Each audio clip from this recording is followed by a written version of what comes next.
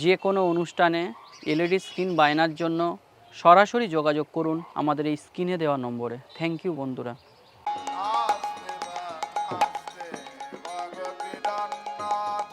সত্যে ধ্যান ত্রেতায় যজ্ঞ দাপরেতে অর্চন।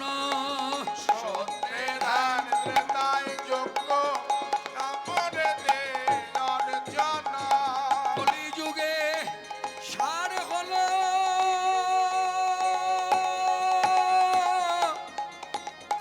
হরি নাম সংকীর্তন। কলিযুগে সার হলো হরি নাম সংকীর্তন। হরে নাম কলো কলো নাচতে গতি অন্যথা। মানে কলিযুগে হরিনাম ছাড়া গতি নাই। একথা কিন্তু আমার বানানো নয়। আবার আপনিও যদি বক্তা হয়ে দাঁড়িয়ে এখানে বলেন আর আমি যদি শ্রোতা হয়ে করে বসে শুনি, আজকে এখানে এক কথা শুনলাম, কালকে গিয়ে এই একই কথা বা আরেক জায়গায় শুনলাম, জানবেন এটা তাকে বলতেই হবে। তাহলে কলিযুগের এটা ধারা। কলিযুগে একমাত্র জীবের গতি মুক্তি হরি নামে। যার জন্য চৈতন্যদেব সব দিক বিচার করে কি করলেন, জীবের দ্বারে এসে হরি নাম দিলেন। সেই ধারা আজও অব্যাহত। আজও যদি সাধু সন্ত বৈষ্ণব ভক্ত আমাদের দুয়ারে আসে ভিক্ষা করতে ভগবৎ সেবার জন্য, তখন দেখবেন আমরা সংসারী মানুষ তাদেরকে ভিক্ষা দিই। দেওয়ার পরেই বলি, বাবা বসুন, দুটো কথা বলি। বলে কি কথা? বলে আমাদের প্রশ্ন, আচ্ছা আমরা তো সংসারী জীব, আমরা তো আবদ্ধ, আমাদের করণীয় কি? তখন দেখবেন তারা সুন্দর করে কীর্তন করে, এসো ভাই। করণীয় নাম গায় কৃষ্ণ নাম হরি নাম বল নাম। উলধ্বনি হরিব। এসো নাম গাই কৃষ্ণ নাম হরি নাম। বল কৃষ্ণ দূরে যাবে ত্রিতাবে জালা, তোমরা নাও নামের মালা। দূরে যাবে ত্রিতাবে জ্বালা, তোমরা নাও গো নামের মালা। দূরে যাবে। হরিনাম করলে কি হবে? দূরে যাবে ত্রিতাবে জালা। আধ্যাত্মিক তাপ, আদি ভৌতিক, আদি দৈবিক, এই তিন তাপ থেকে যদি মুক্তি পেতে চাও, করো হরি নাম। হরি নাম হাতে তালি দিয়ে দশে পাঁচে মিলে দুয়ারে বসে কর গুনে মালায় করো হরি নাম। হরি নাম হরি নাম হরি নাম হরি নাম।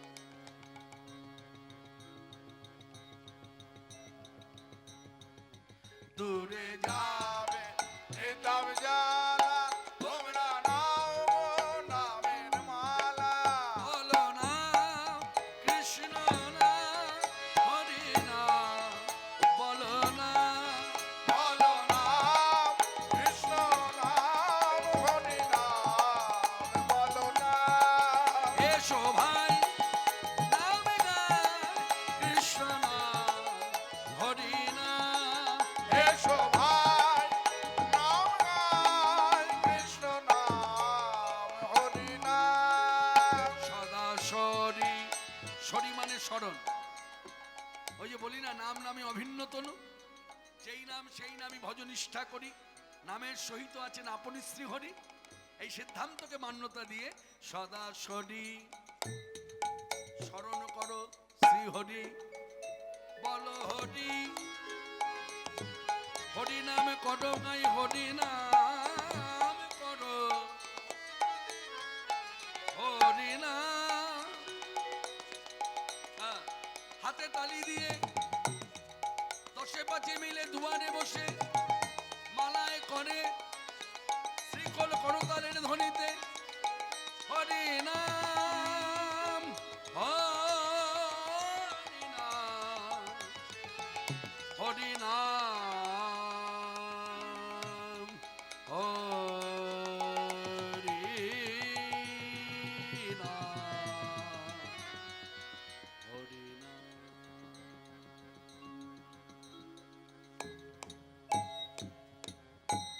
সদা সরি বলো হরি চলে যাবে দেহ তোরি চলে যাবে দেহ তরে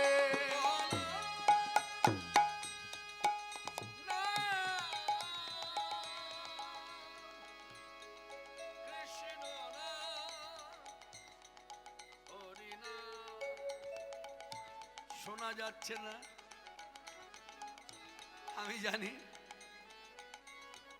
এই জন্য দেখবেন একটা কথা বলি আপনাদের ইউটিউব চ্যানেলও চলছে বলি দেখবেন আমার প্যাড মানে আমাকে যারা বুকিং করে দেখবেন আমি নিজের হাতে কথাটা লিখে দিই নিচে সবার নিচে কথাটা লিখি মাইকের ব্যবস্থা অবশ্যই ভালো রাখবেন এটা শুধু আমার ক্ষেত্রে নয় যে কোনো গায়ক আপনি যেদিন গান বাজনা করবেন সেদিন এই জায়গাটা বুঝতে পারবেন যে আমি ভালো গায়ক মানে ভালো গায়কের পেছনে সব থেকে বড় অবদান যারা অপারেটিং করে যারা সাউন্ড সিস্টেমকে চালায় এটা তাদের অবদান তারা ভালো করে সব দিক দেখে হ্যাঁ গায়কের কোথায় কি লাগবে না লাগবে কণ্ঠস্বরটা কেমন বেসযুক্ত তাহলে বেসটা কেটে দিই যদি বেস না থাকে একটু বেস দিয়ে বাজানো এগুলো কিন্তু মনে রাখবেন সবকিছু তাদের উপরে এই দেখুন আজকে আমি কথাগুলো বলছি কথাগুলো ব্যর্থ হয়ে যাচ্ছে তাহলে আমি কি কথাগুলো যখন বলছি আমার কি গলা ধরা না তাও নয় আচ্ছা আমার কি গলা সাধা নয় তাও নয় আমার কি বেসুরো হচ্ছে বলছে না তাও নয় লয় কেটে যাচ্ছে বলছে না তাহলে ভাষায় কি কোনো জায়গায় অস্পষ্টতা বলছে না তাও নয় তাহলে কোথায় যেন একটা গন্ডগোল কোথায় গন্ডগোল সাউন্ড সিস্টেম এই জন্য সবসময় মনে রাখবেন মাথায় রাখবেন সাউন্ড সিস্টেম ভালো না থাকলে যে যত বড় গায়ক হোক যে যত বড় গায়িকা হোক জানবেন সে আগে সম্পূর্ণভাবে মানে ভাষাটা চলতি ভাষায় বলি ফ্লপ শেষ তার মানে আজকের শুরুতেই আমি বলে দিই আপনাদের আজকে কিন্তু আমি শেষ আমার বাহাদুরি শেষ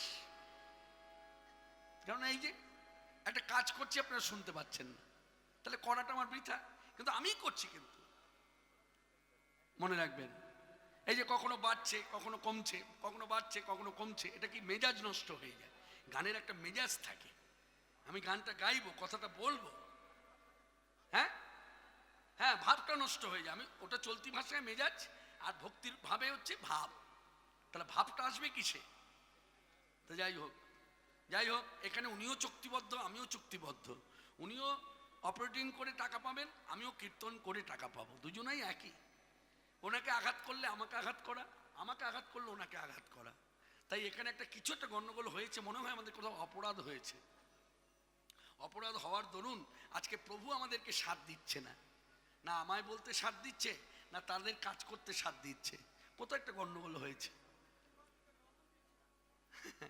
যাই হোক হ্যাঁ হ্যাঁ এইভাবেই চলতে হবে সদা শনি বল হরি চলে যাবে দেহ তোরি সদা শনি বল হরি চলে যাবে দেহ তোরি বল নাম কৃষ্ণ নাম হরি নাম বল নাম বলো নাম কৃষ্ণ নাম হরি নাম বলো নাম এসো ভাই নাম খাই কৃষ্ণ নাম হরি নাম এসো ভাই নাম গাই কৃষ্ণ নাম হরি নাম হরি নাম করো ভাই হরি নাম করো হরি নাম করো ভাই হরি নাম করো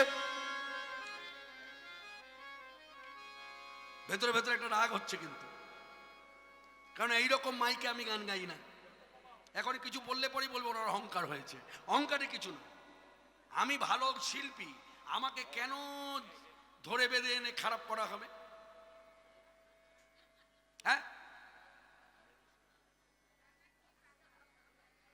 আমি তো বুঝে উঠতে পারছি না গন্ডগোলটা কোথায়।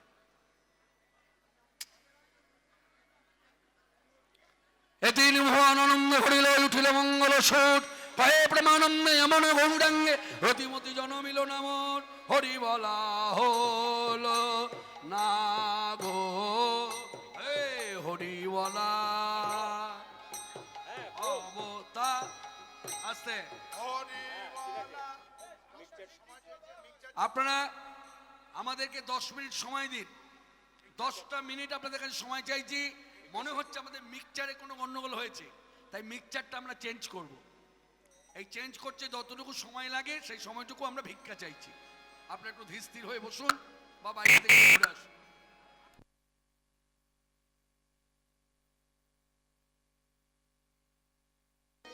কৃষ্ণদাস কবিরাজ গোস্বামী পাদ বিরচিত ভগবান চৈতন্যদেবের মুখনিস্থিত বাণী গোপাল প্রকট।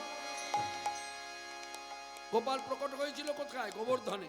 তাহলে গোবর্ধন পাহাড়টা কোথায়? নবদ্বীপে না পুরীতে? বলছে না না না, বৃন্দাবনে। বেশ, তাহলে বৃন্দাবনে ভাবটাকে আনতে হবে অন্তরে। আমাদের করণীয় কি? আমরা যারা এই পথের প্রতীক আমরা জানি বৃন্দাবনের ভজন ও যুগল ভজন, তাই আমরা যুগলে কীর্তনে গাইব বৈষ্ণব পদাবলী অনুসারে। ভজমন ভজমন রাধে গোবিন্দ গোপাল, ভজমন রাধে গোবিন্দ গোপাল, ভজমন রাধে গোবিন্দ গোপাল, ভজমন রাধে গোবিন্দ গোপাল, ভজমন রাধে গোবিন্দ গোপাল, ভজমন রাধে গোবিন্দ গোপাল, গিরিবরধারী কুঞ্জ বিহারী, গিরিবরধারী কুঞ্জ বিহারী, গিরিবরধারী কুঞ্জ বিহারী, গিরিবরধারী কুঞ্জ বিহারী, ব্রজ জীবন নন্দলাল, ভজমন রাধে গোবিন্দ গোপাল, ভজমন রাধে গোবিন্দ গোপাল, ভজমন রাধে গোবিন্দ গোপাল,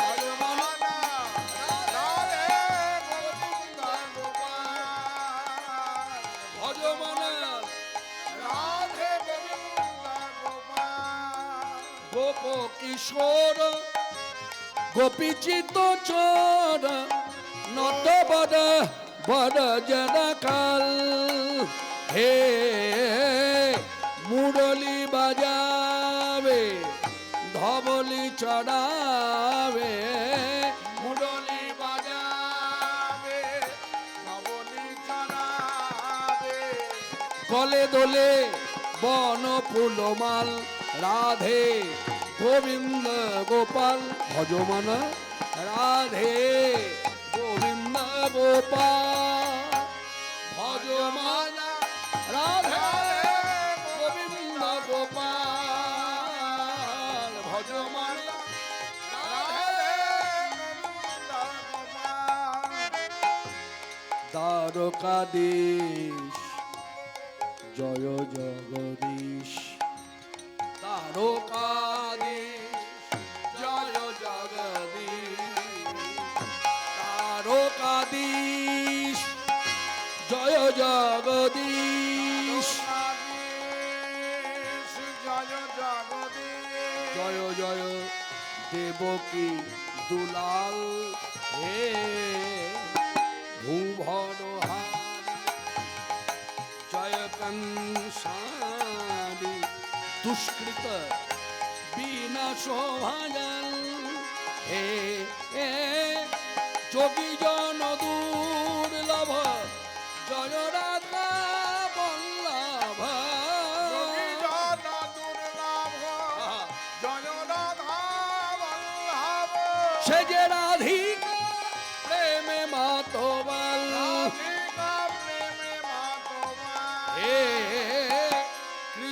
দাস প্রভু মোহে কৃপা কি দিয়ে কৃষ্ণ দাস প্রভু মোহে মুখে কৃপা দিজিয়ে জয় দিন ভকত দয়াল রাধে গোবিন্দ গোপাল ভজমান রাধে গোবিন্দ গোপাল ভজমান রাধে গোবিন্দ গোপাল ভজমান ভজমান ভজমান রাধে গোবিন্দ গোপাল হে বলে ভাই বৃন্দাবন ধাম কি জয় গিরিরাজ কি জয় মনে রাখবেন, সকলে মাথায় রাখবেন, যতক্ষণ আমরা কীর্তন শুনব,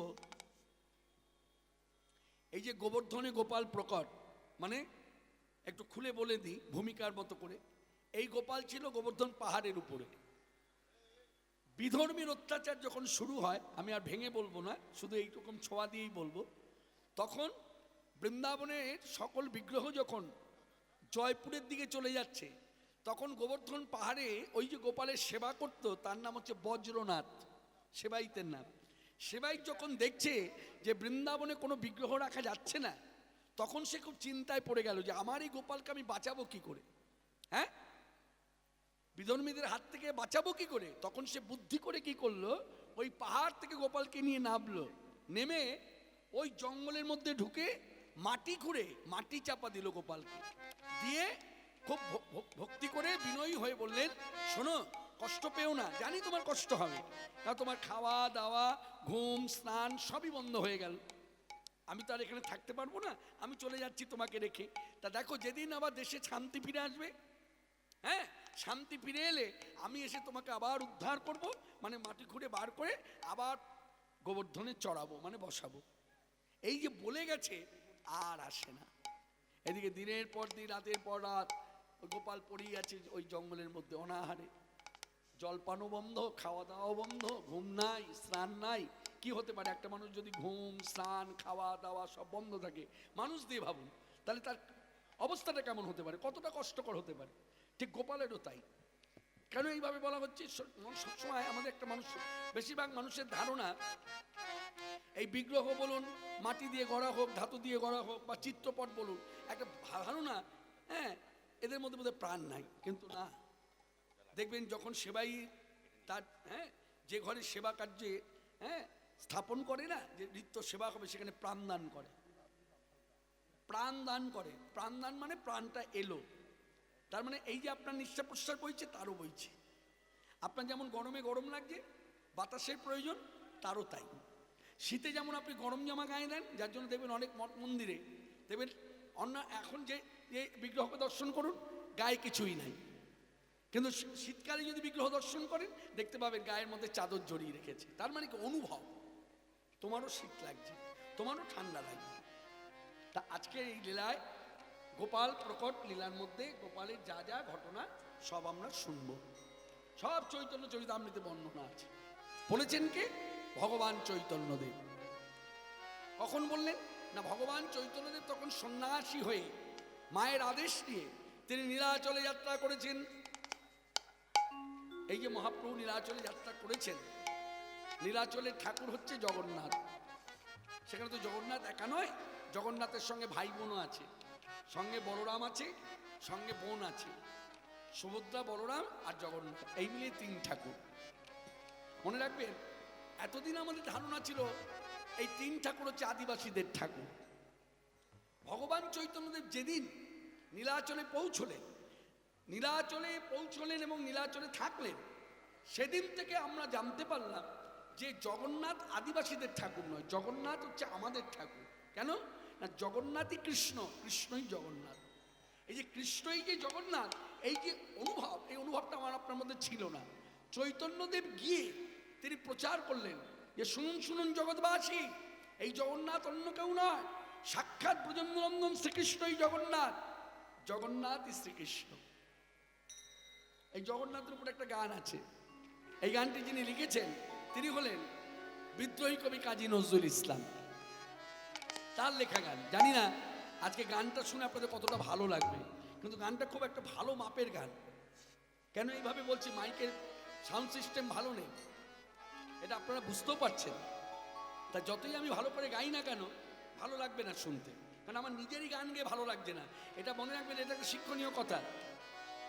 যারা যারা নতুন গান বাজনা করছেন তারা জেনে নিন, নিজে গান গেয়ে যতক্ষণ সুখ না পাবেন ততক্ষণ অপরকে সুখ দিতে পারবেন না। নিজে গান গেয়ে যতক্ষণ নিজের ভালো না লাগবে ততক্ষণ অপরকে ভালো লাগাতে পারবেন না। তাই আজকে আমি আপনাদের গানটা ভালো লাগাতে পারবো কিনা জানি না, ক্ষমা করবেন। কেন এই কথাগুলো বলছি, কথাগুলো নিজের কথা নিজে শুনতে আমার ভালো লাগছে না, একটা কিরকম ঘ ঘ ঘ ঘ করছে।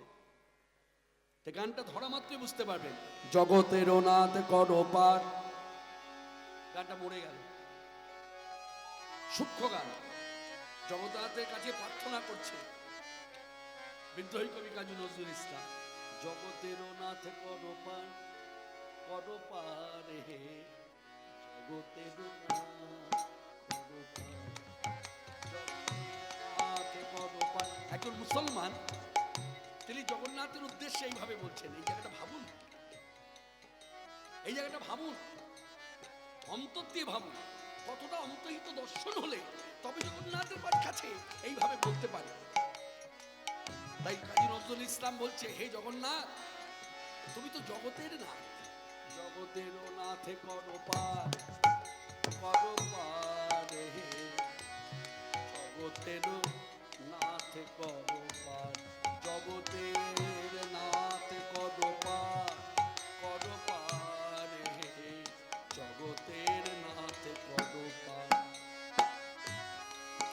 মায়া তরঙ্গে টলমল তরণী, মায়া তরঙ্গে টলমল তরণী, অকুল ভব পারাবার, ভব পারাবার হে, জগতে নাথে করো পার। গানের অর্থ আছে, আমরা জানি গঙ্গা বলুন, নদী বলুন, সমুদ্র বলুন, ঢেউ খেলে। তেমনি আমাদের এই যে দেহ নিয়ে সংসারে আছি, মাঝে মধ্যে দেখবেন ঢেউ আসে। সেটা কিসের ঢেউ? মায়ার ঢেউ। তাই বলছে মায়া তরঙ্গে টলমল তরণী। গঙ্গায় যেমন ঢেউ এলে কি টলমল করে না, এই বুঝি ডুবে গেল, এই বুঝি ডুবে গেল, এই বুঝি ডুবে গেল। আমাদের সংসার জীবনে চলার পথে দেখবে না, কিছু কিছু সময় আছে এমন এমন ভাবে ঝড় ঝাপটা আসে, তখন মনে হচ্ছে যেন সংসারটাকে আর বাঁচিয়ে রাখতে পারবো না। ঠিক সেই রকম মায়া তরঙ্গে টলমল তরণী, অকুল ভব পারাবার, মানে কুল পাচ্ছি না, ভব পারাবার হে, জগতে নাথ করো পার, জগতের নাথ করো পার, করো পার হে, জগতে নাথ করো পার। নাহি কান্ডারি ভাঙা মোর তোরি, আশা নাহি কুলে উঠিবা, নাহি কান্ডারি, আমার এই দেহ তরিখানির কান্ডারি নাই। আর যদিও বা কান্ডারি আছে, তরিখানি জীর্ণ মানে ভাঙা, কি করে আমি কুল পাবো তাও জানি না। তাই তোমার কাছে নিবেদন, হে জগন্নাথ, নাহি কান্ডারি ভাঙা মোর তোরে, আশা নাহি কুলে উঠিবা। শোনো, আমি গুণহীন বলে, মানে আমার গুণ নাই, তাই গুণ নাই বলে তুমি করো যদি হেলা, আমি গুণহীন বলে তুমি করো যদি হেলা, তবে শরণ লইব বলকার, শরণ লইব বলকার হে, জগতের নাথ করো পার, জগতের নাথ করো পার, করো পার হে, জগতের নাথ করো পার। মায়া তরঙ্গে টলমল তরণী, অকুল ভব পারাবার, ভব পারাবার হে, জগতের নাথ করো। হে জগন্নাথ, হ্যাঁ আমি কি করে যে কুলে উঠবো তা বুঝে উঠতে পারছি না। তা আমার মধ্যে গুণ নাই, তা গুণ নাই বলে কি তুমি অবহেলা করবে? সমাজের মানুষ তোমায় অবহেলা করে, তা তুমি যদি অবহেলা করো তাহলে আমি শরণ কার নেব? আমি তো তোমার শরণ নিয়ে আছি, তা তুমি যদি অবহেলা করো তাহলে শরণ লইব বলো কার? কত সুন্দর কথা। হ্যাঁ, সেই জগন্নাথের দেশে ভগবান চৈতন্যদেব যাত্রা করলেন। কোথা থেকে? শান্তিপুর থেকে। এই শান্তিপুর থেকে মায়ের আদেশ নিয়ে, মায়ের কৃপা ভিখারি, মায়ের আশীর্বাদ মাথায় নিয়ে ছুটলেন। চলে পণ্ডিত জগদানন্দ নিত্যানন্দ নয়। হ্যাঁ, চলে পণ্ডিত জগদানন্দ নিত্যানন্দ নাথ, পণ্ডিত জগদানন্দ নিত্যানন্দ নাথ। চলে পণ্ডিত জগদানন্দ নিত্যানন্দ নাথ, হরি গুণ গান করে পথে চলে যায়। বলে হরি বল হরি বল বলে হরি বল, হরি বল, হরি বল হরি বল, আনন্দে বল হরি বল হরি বল, ওই উঠিল আনন্দে রোল অপরূপ হিল্ল, ওই অপরূপ হিল্ল, অপরূপ হিল্ল। পণ্ডিত জগদানন্দ নিত্যানন্দ রায় আজ হরি গুণ গান করি পথে চলি যায়। হ্যাঁ, চলি যায়। এই পথ ধরে চলতে চলতে আইলা রে মুনায় গোপীনাথ দর্শন করি। আইলা রে মুনায় গোপীনাথ দর্শন করি।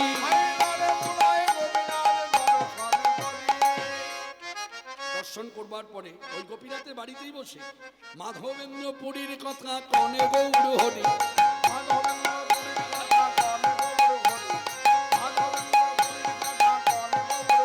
বলে অপরূপ লীলা যা, অপরূপ লীলা যা,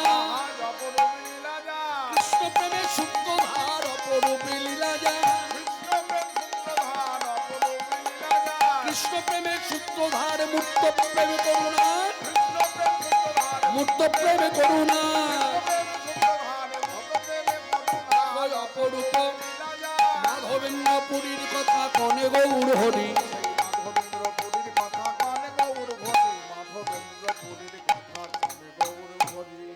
মাধবেন্দ্রপুরীর কথা কন গৌর হরি। এই গোপীনাথের বাড়িতে বসে চৈতন্যদেব ভক্তদের বলছেন, ভক্তগণ, মহাপ্রভু শুনলেন কি বললো? মহাপ্রভু। কেন? যেহেতু চৈতন্যদেব ভগবান, তখন সবাই বলছে মহাপ্রভু, তখন চৈতন্যদেব বলছে এই আন কথা ছাড়ো, কৃষ্ণ কথা কহ। এই একমাত্র ভগবান চৈতন্যদেব নিজে কৃষ্ণ হয়েও কৃষ্ণ নাম প্রচার করেছে, কৃষ্ণ বলে কেঁদেছে, কৃষ্ণ বলে ধুলায় গড়াগড়ি দিয়েছে, কৃষ্ণকে অন্বেষণ করেছে যে শিক্ষা দেওয়ার জন্য। আর এই শিক্ষা দিতে গিয়ে কি হলো? আজকে আমার মতো বাঙালি ভক্ত প্রশ্ন করছে গৌর কি আমার ভগবান? তা মনে রাখবেন, মাথায় রাখবেন, গৌর যদি ভগবান না হবে তাহলে শ্রীখণ্ডবাসী নরহরি ঠাকুর পদ রচনা করে বললেন কেন? রসে তনু ঢর ঢর গৌর কি সরোবর, রসে তনু ঢর ঢর গৌর কি সরোবর,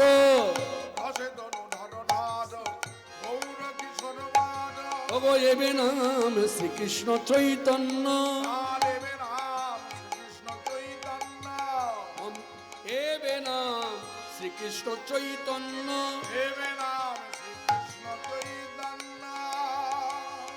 অন্তরেতে শ্যামে আজ দাপরে যুগেতে শ্যাম, কলিতে চৈতন্য নাম, তারপরে যুগেতে শ্যাম, কলিতে চৈতন্য নাম। গর্গ বাক্য ভাগবতে লিখি, বাক্য ভাগবতে লিখে, অন্তরেতে শ্যামে তনু বাহিরে গৌরাঙ্গ জনু, অন্তরেতে শ্যাম তনু বাহিরে গৌরাঙ্গ জন, অদেভূত শ্রী চৈতন্য লীলা। অদ্ভুত শ্রী চৈতন্য লীলা। আস্তে আস্তে আস্তে আমি হরিবাসর কর্তৃপক্ষকে বলি, যেখানেই হরিসভা হবে, ঠিক আছে, এটা হলো মাধুর্যের লীলা, এখানে মহাভারতের কথা বলা হয় না। মহাভারতের কথা হলো যুদ্ধের কথা, আরো কত রকম শিক্ষামূলক কথা, ঠিক আছে। এইদিকে এইদিকে যেখানে লীলা কীর্তন হবে, ভাগবত পাঠ হবে, পশ্চাতে যে ছবিটা টাঙাবেন ওটা যুদ্ধক্ষেত্রের ছবি টানাবেন না, তাহলে যুদ্ধ বেঁধেই থাকবে। এই যুদ্ধ ওই জন্যই দেখো, এই আজকে আমি ঢোকার মুখেই আমার মন বলছিল কিছু একটা গন্ডগোল হবে, কেন এটা যুদ্ধের ছবি।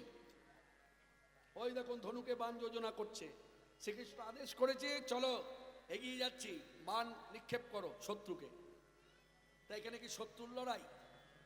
কে বলুন বলুন, আপনাদের বিবেক কি বলে? সবসময় বক্তার কথার অপেক্ষায় থাকবেন কেন? যার জন্য তো বক্তাকে দোষী সাব্যস্ত করা হয়। হ্যাঁ, ওনার যত বাড়াবাড়ি, কেন ওনার বাড়াবাড়ি হবে কেন? আপনার বিবেক বলে কিছু নাই?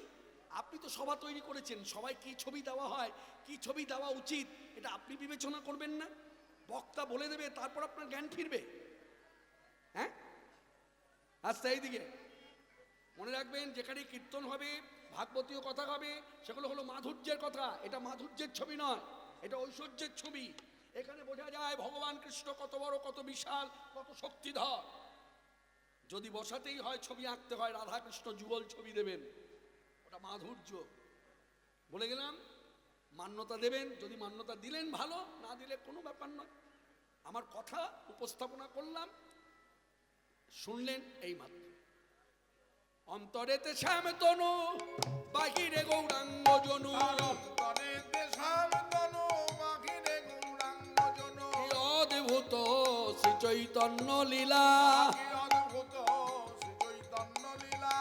রাই সঙ্গে খেলইতে, কুঞ্জবনে বিলসিতে, আই সঙ্গে খেলো জিতে, কুঞ্জবনে বিলসিতে। শ্যাম আমার অনুরাগে গৌরতনু হইলা, অনুরাগে গৌরতনু হইলা। নানা কহিবার কথা নয়, কহিলে কি জানি হয়। কহিবার কথা নয়, কহিলে কি জানি হয়। আবার না কহিলে মনে বড় তাপ, কথা না কহিলে মনে বড় তাপ। চিতে অনুমান করি গৌরাঙ্গ হৃদয়ে ধরি, এই অনুমান করি গৌরাঙ্গ হৃদয়ে ধরি। ঠাকুর নরহরি, নরহরি করয়ে বিলা, নরহরি করয়ে বিলা। আমি কারে কহি বিবরণ, আমি কানে কবি বিবরণ। আমি কারে কহি বিবরণ। আমি কানে কবি বিবরণ।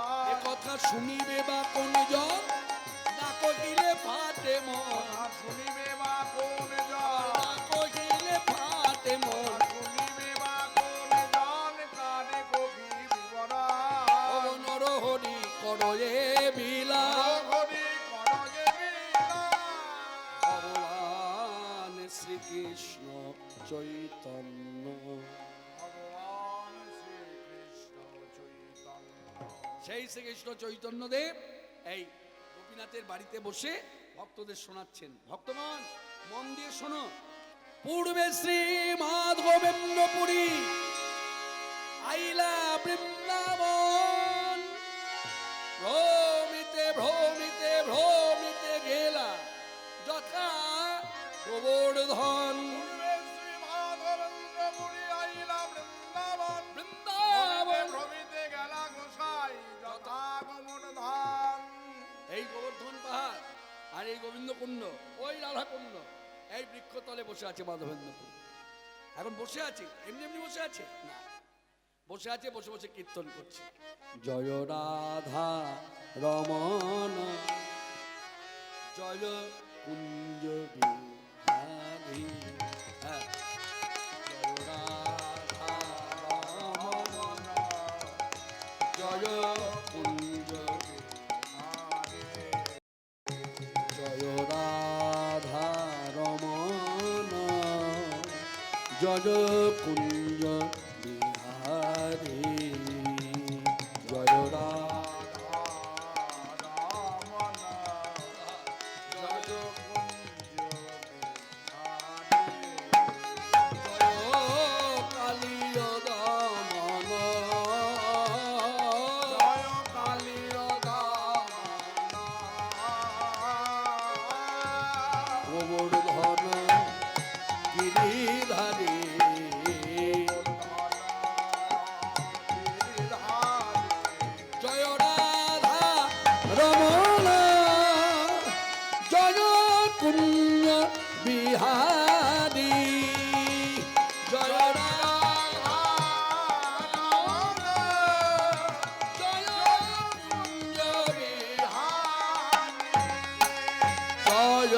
যশোদানন্দন জয় নবীন নিরদন জয় শ্যাম সুন্দর আমার মদন মোহন বংশীধারী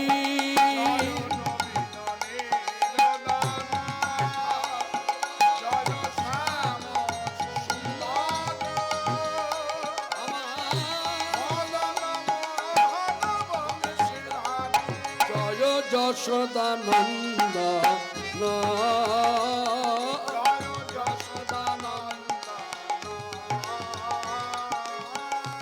গোবর্ধন গিরিধারী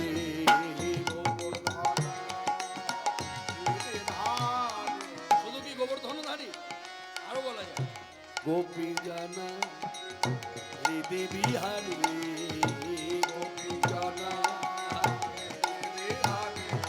জয় রমণ জয় কুঞ্জ বিহারী জয় রাধা রমণ জয় কুঞ্জ বিহারী।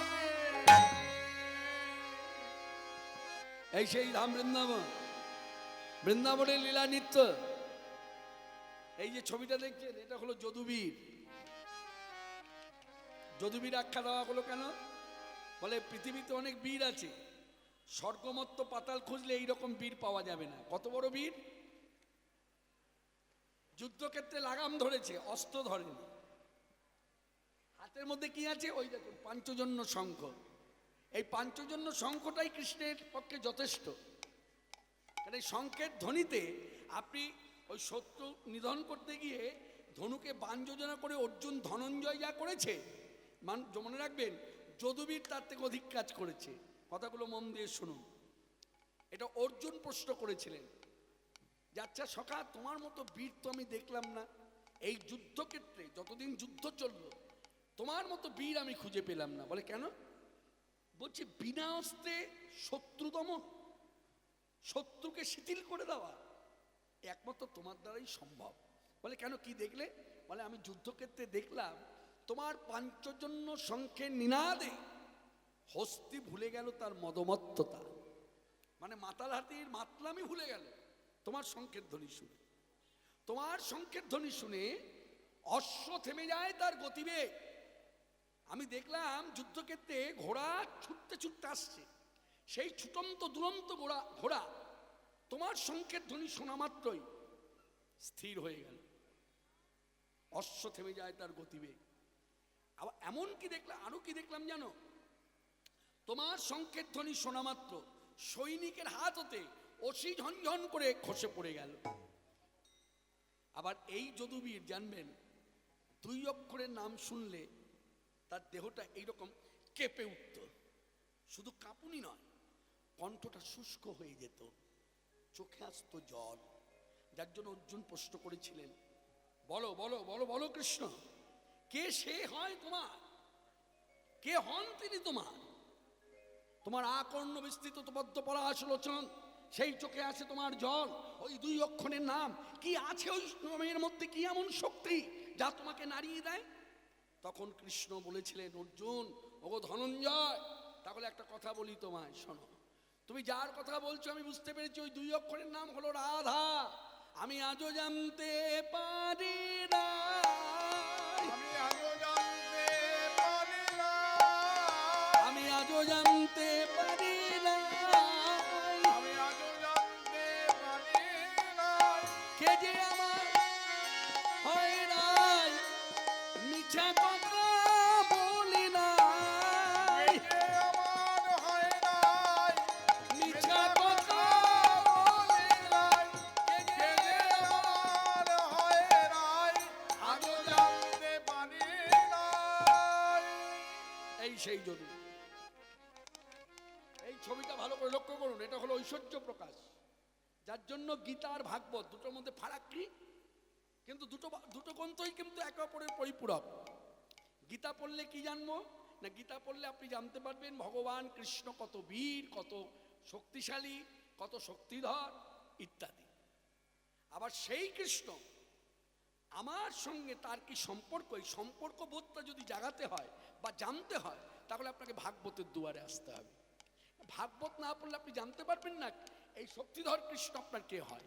যেই আপনি ভাগবত পড়বেন বা ভাগবত পাঠ শুনবেন, আপনি বুঝতে পারবেন এই যদুবীর কৃষ্ণই হচ্ছে আমার স্বামী বা আমার পিতা বা আমার মাতা বা আমার সন্তান। নিতাই গৌর হরি। জানবেন কথাগুলো সব শাস্ত্রীয় কথা, কোনোটা অশাস্ত্রীয় কথা নয়, বানানো কথা নয়, কোনোটাই বানানো কথা নয়, একদম খাঁটি কথা। যার জন্য গীতা এবং ভাগবত আমাদের প্রত্যেকটি মানুষের উচিত পাঠ শোনা, পাঠ করা।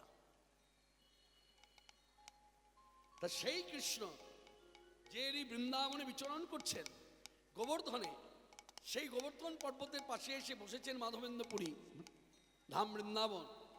এই বৃন্দাবনের লীলা হলো নিত্য লীলা। কিছু কিছু লীলা হয়েছেন বৃন্দাবনে, কৃষ্ণ গোপ গোপী নিয়ে করেছেন নৈমিত্তিক লীলা, সেটা একদিনের জন্য। কিন্তু যেমন নুপুরের ধ্বনি, যেমন বাঁশির গান, যেমন ময়ূরের নৃত্য। কেউ যদি বলে ৫,৫০০ বছর আগে ময়ূরের নৃত্য হয়েছে, এখন আর হয় না, আপনি বৃন্দাবনে যান, পথ চলতে চলতে ময়ূর নৃত্য করছে দেখতে পাবেন। সুখসারি গান গাইছে, কানে আসবে। কোকিলের কুহু কুহু শব্দ, এখানকার কোকিলের কুহু শব্দ আর ওখানকার কুহু শব্দ, দুটোর মধ্যে আকাশ পাতাল তফাৎ। আপনি অনুভব নিয়ে শুনতে হবে। দেখুন, যেমন গান শোনা, গান করা, অনুভূতির দিয়ে গান করা, অনুভূতির দ্বারা গান শোনা, দুটোর মধ্যে ফারাক আছে না?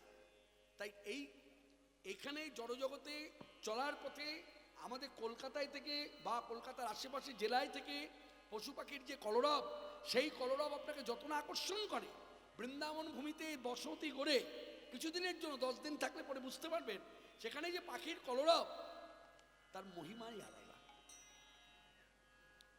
আর এই সকল কথা বুকে ধরে আমরা গানটা গাই।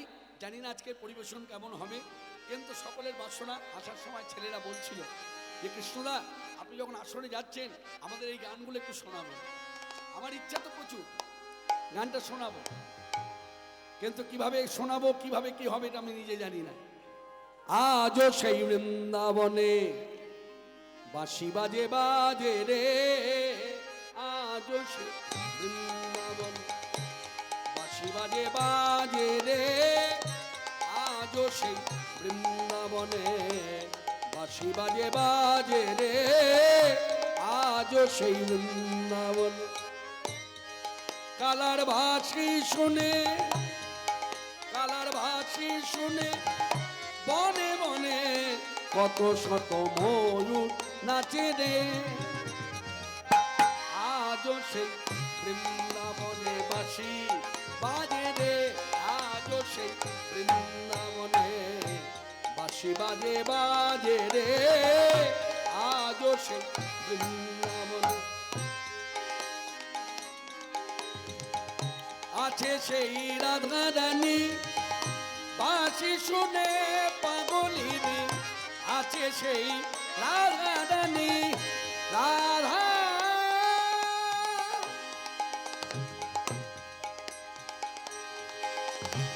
রাধা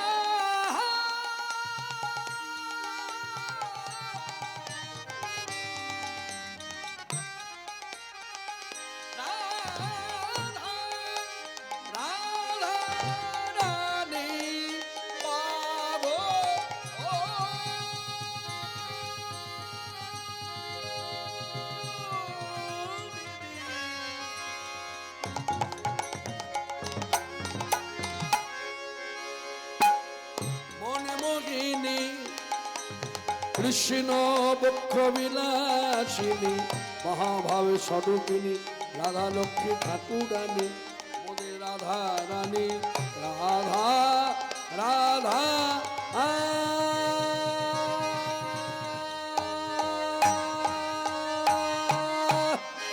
আজ সেই রাধা রানী বাঁশি শুনে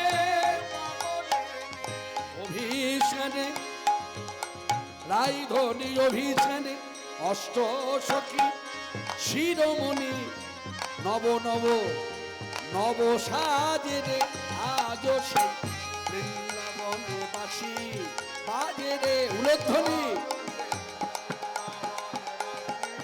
বাজিরে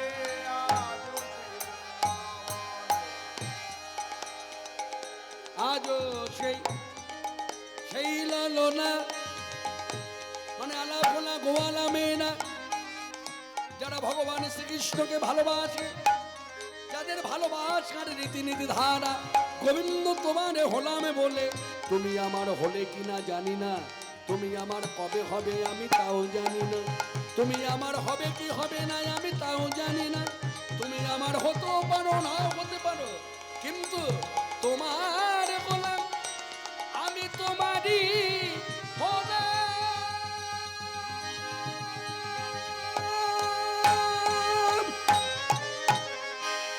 আজ সেই লালনা জলে ভরিতে যাই গঙ্গা কদম তল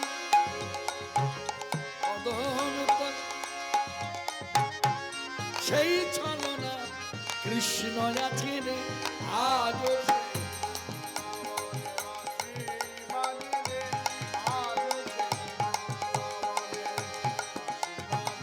বাজে রে আজ সেই ব্রজবালা বাঁশি শুনে হরুতলা আজও সেই ব্রজবালা বাঁশি শুনে হয় উতলা। রাতে বন ফুলমালা বন মাঝে রে আজও সেই বৃন্দাবনে বাসি বাজে রে আজও সেই বৃন্দাবনে বাসি বাজে বাজে রে। আমার আশা ছিল মনে মনে যাব মধুর বৃন্দাবনে, আশা ছিল মনে মনে মনে মনে যাব মধুর বৃন্দাবনে। আমার আশা ছিল মনে মনে আমি যাব মধু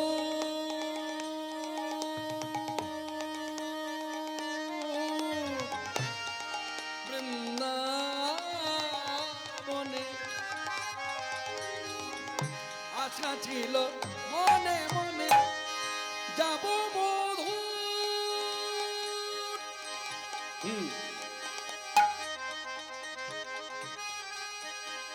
মধু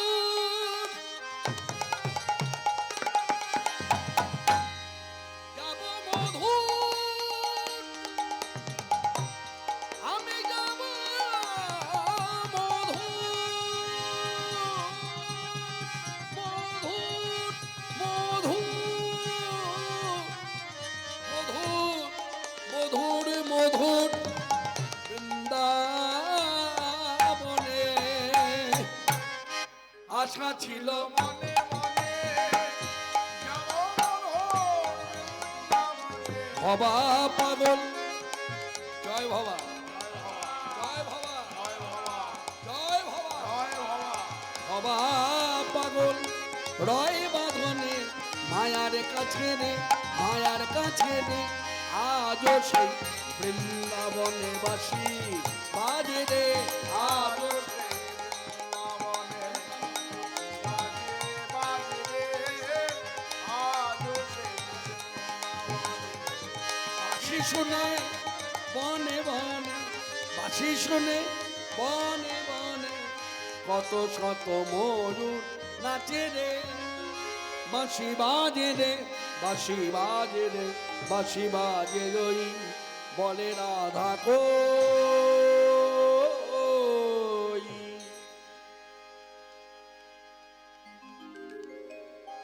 এই বৃন্দাবনে মাধবেন্দ্রপুরী বসে আছে, সারাদিন কিচ্ছু জোটেনি, কিচ্ছু জোটে মানে এখনো পর্যন্ত তার খাওয়া হয়নি।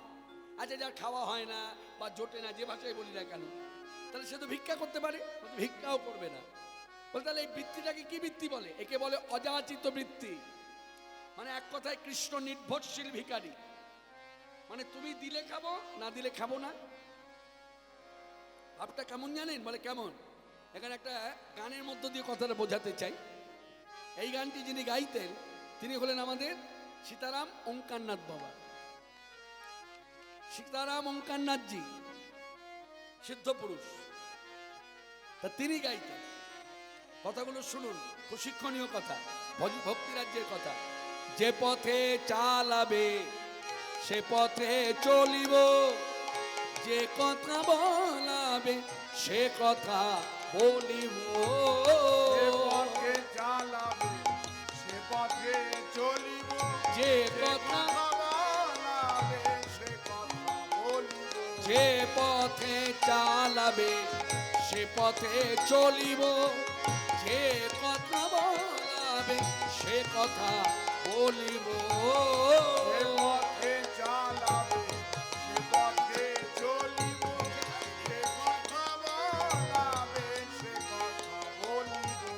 তাও আমায় সেই প্রেম ভক্তি বল, নাও কেড়ে নাও পাপ পুণ্য ফল দাও আমায় সেই প্রেম ভক্তি বল।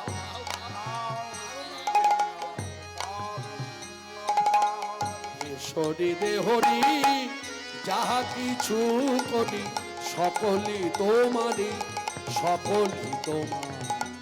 শয়ন গমন নিশি জাগরণ কিছু নাই আমারি, কিছু নাই আমারি, কিছু না আমারি, সকলই তোমারি, কিছু না আমারি, সকলই তোমারি, সকলই তোমারি। ভাবটা হচ্ছে সব তোমার। আমরা জানি আলোর পথে হাঁটলে পরে বলি না, দেখো ঠাকুরের কত কৃপা, ওনার যা ধরে তাই শোনা, হ্যাঁ হ্যাঁ বলি না। আর অন্ধকার পথে হাঁটলে ভগবানের যে কেন ওনার দিকে মুখ তুলে তাকায় না, তাহলে এই অন্ধকার পথ ছেড়ে আলোর পথে আসতো। আর ওঙ্কারনাথজি বলছেন, ওগো প্রভু, আলো আর অন্ধকার দুটো পথই তো তোমার তৈরি। যে পথেই আমি চলি না কেন জানি মানি তুমি চালাও তাই চলি। তাই বলো যে পথে চালাবে সে পথে চলি, আমি চলব। তুমি আমায় যে পথে নিয়ে যাবে সেই পথে আমি যাব। যে কথা আমার মুখ থেকে বলাবে সেই কথাই আমি বলিব। অর্থাৎ যা কিছু সব তোমাতে সমর্পিত। এইগুলো উচ্চস্তরের ভক্তি। এই ভক্তি জানবেন, একদিনে ওই ঠাকুর ঘরে বসে মন জপ করলে হয় না। এটা একদিনের জপে হয় না, একদিনের সাধনায় হয় না। সাধন ভজন মনে রাখবেন, পরীক্ষায় পাস করুক চাই না করুক, প্রকৃত যে পড়াশোনা করে সে পরীক্ষায় ফেল করলো ওই একইভাবে পড়ে। বলে কেন? আর চলতে গেলে তো হোঁচট খেতেই হয়, উঠে আমাকে আবার দাঁড়াতে হবে। হ্যাঁ বলছি, দেখবেন অনেক ব্যবসায়ী আছে হোঁচট খায়, খেয়ে ব্যবসা থেকে সরে যায়। আবার এমনও ব্যবসায়ী আছে হোঁচট খায় একবার নয় দুবার তিনবার খেয়েছে, তবু ব্যবসা ছাড়েনি। বলছে তোকে যখন আমি ধরেছি তোকে নিয়েই মরবো, আমার জীবনে চলার পথে তুই যা করবি তাই মাথা পেতে দেবো, তোকে আমি ছাড়বো। দেখবেন সে ওই ধরেই জায়গায় পৌঁছে গেছে। ভালোবাসতে হবে, যে জিনিসটা নিয়ে আমি চলবো সেই জিনিসটাকে অনেক আদর করতে হবে, অনেক আদর করতে হবে, অনেক অনেক, একটু নয়।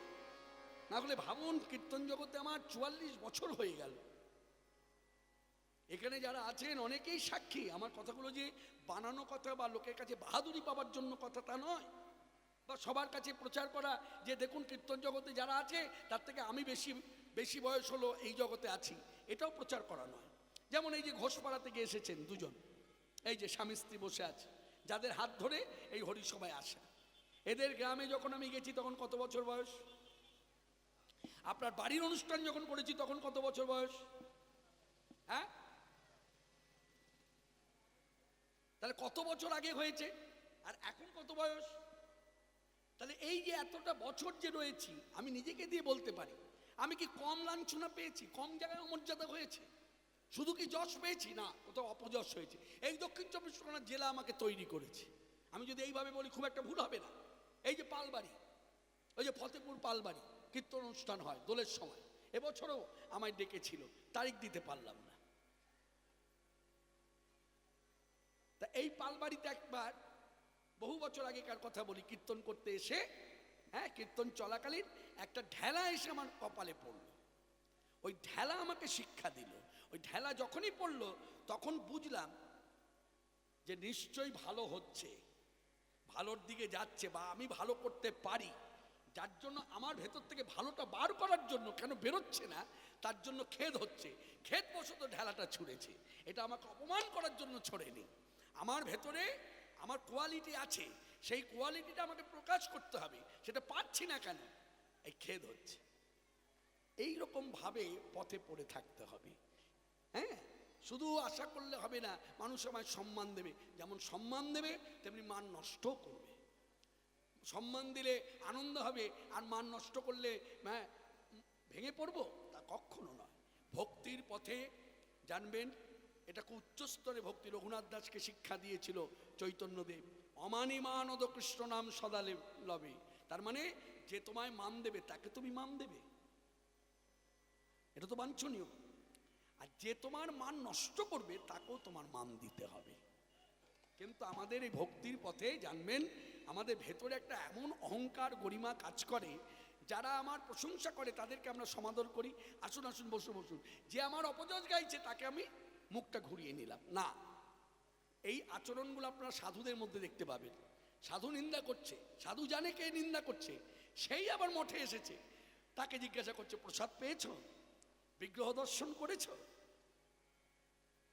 তার মানে কি, যে মান নষ্ট করবে তাকেও মান দিতে হবে। এই ধারাটা এলো থেকে, এই ধারাটা এসেছে ব্রজের রাধা ঠাকুরানী থেকে, প্রচার করেছেন ভগবান চৈতন্যদেব। আজকে সেই মাধবেন্দ্রপুরী এত উচ্চস্তরে ভক্তি নিয়ে বৃন্দাবনে বসে আছে গোবর্ধন পর্বতের পাশে, সারাদিন কিচ্ছু জোটেনি। কোথা থেকে এক বালক এক বাটি দুধ নিয়ে এসে মাধবেন্দ্রপুরীর কাছে রেখে বলছে, এই নাও দুধ খাও। যেই বলছে দুধ খাও, মাধবেন্দ্রপুরী বলছে কে, কোথায় থাকিস, কি নাম? বালক কহে গোপামি, এই গ্রামেতে থাকি। বালক কহে গোপামি, এই গ্রামেতে থাকি। তখন বালক কহে গোপামি, আমি গোয়ালা ছেলে, এই গ্রামে আমার বাসা, এই গ্রামেতে থাকি। বালক কহে গোপামি, এই গ্রামেতে থাকি। ওই আমার গ্রামেতে কেহ নারকের উপবাসী, আমার গ্রামেতে কেহ নারকের উপবাসী। বলে আমার গ্রামে বাস করে যে, ওই আমার গ্রামে বাস করে যে, আমার গ্রামে বাস করে যে। ওই আমার গ্রামে বাস করে যে। নানা কে গো উপবাসী থাকে না সে, তার আহার যোগাইয়েছে, কেহ উপবাসী থাকে না সে। আমি তার